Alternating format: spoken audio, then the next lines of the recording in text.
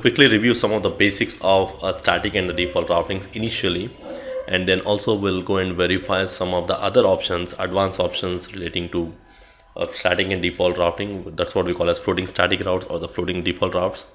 And then we'll implement a small scenario and then we'll verify the same on the command line. So let's get started with the basic routing here. Now, if you just get back to the CCNA topics, static routing is something manually configured by the administrator.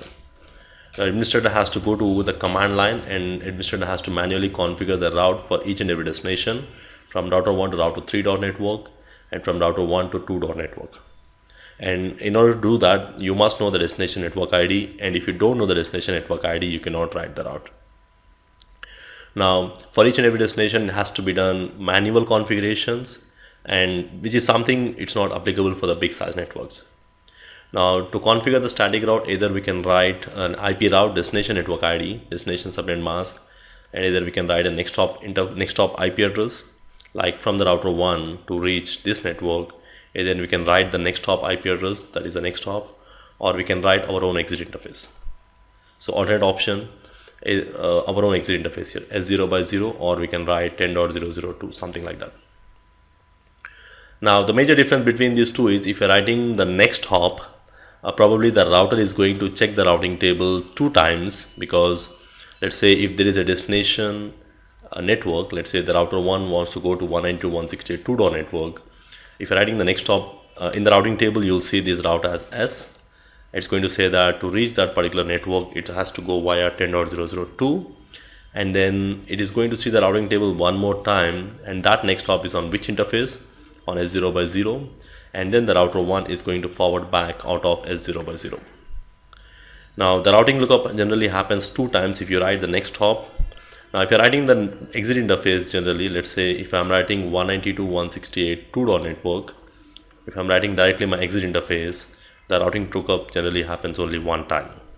So because the router will see this as connected interface, and then it will simply send out of S0 by 0 interface automatically. Let's get into the command line and verify the same more on this. Let's say I got a small default topology pre-configured here with the same 3 routers here.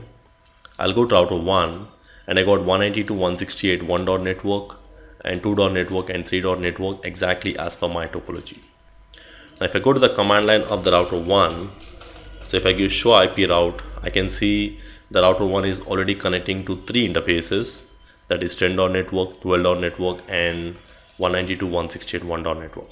Now, this 12 network, 10 network, and this is 192.168.1 network. Now, if you want to write a static route, generally we write with a command. Let's say I'm going to write IP route 192.168.2 network 255.255.255.0, and the next hop I'm going to write 10.002. So let's go to router 1 and write the next hop as 10.002. Now, this is one way to write the static route, and there is alternate way to reach 192.168 2 network, or let's write down for 3 network 255.255.255.0, and the next hop. Now, there are 2 different ways, as I said. Either we can write the next hop interface or we can write our own exit interface. Now, on the router 1 to reach this network, I have written this route. Now, probably from the router 1 to reach 3 network, I'm going to use this route, and instead of writing the next hop, I'm writing my own exit interface. So my own exit interface is S0 by 1. So I'm going to write to reach 3 network. So I want to prefer that route, the route which is direct between router 1 to router 3, and I'm writing like this.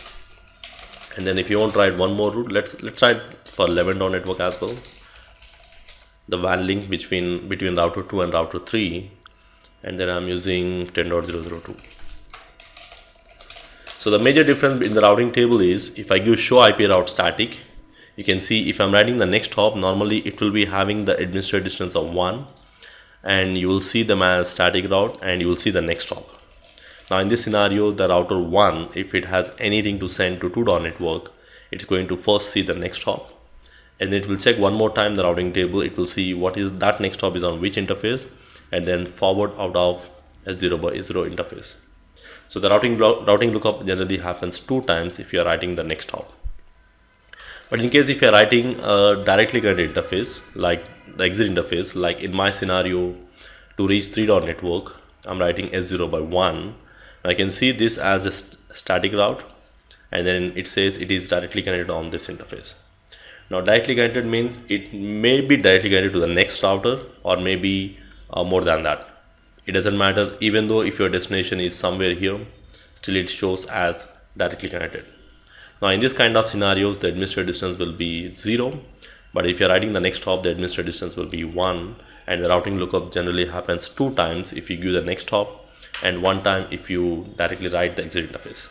Now the major thing is, now when we need to use a next hop. Now there are some cases or some scenarios where it is not recommended to use next hop, especially if you have a network, if you're using a framework kind of implementations where you're implementing some point-to-point, point-to-multi-point connections where you have multiple next hops. So let's say the next hop address is 10.002, 10.003, 10.004. Now in this scenario, I'm using S0 by 0 here, and in this scenario it's always recommended to use next hop here. Now the main reason is this is a point to multi-point network where you have multiple next hops, but if you use exit interface, now the same interface is going to take you to the 3 different directions or 3 different routers. Now in these scenarios, you need to mandatorily use next hop interface, or if you're using some kind of broadcast networks where you're connecting your locations to a broadcast network, a service provider network, we call them as broadcast multi-access networks. In this kind of scenarios also we use a next hop. Next hop is something mandatory we need to define. But in case of point-to-point links, let's say if you just have point-to-point links, probably we can either define the next hop interface or exit interface. It's not going to matter. But especially when you're using most of the point-to-multi-point links or the broadcast networks, we need to ensure that we are not using the exit interface addresses in this kind of scenarios. So you need to manually define what is the next hop interface IP address, so that it will be sent only to that particular next hop rather than sending it to any one of this.